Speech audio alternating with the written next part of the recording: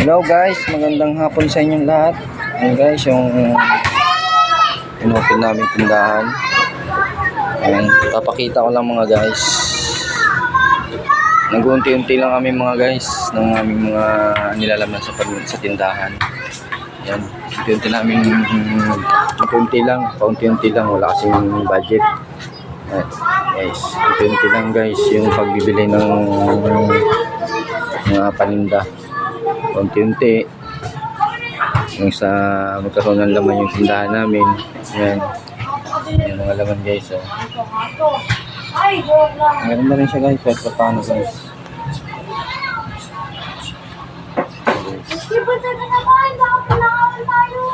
Mga bigas din tayo guys, yun sa mga gilid.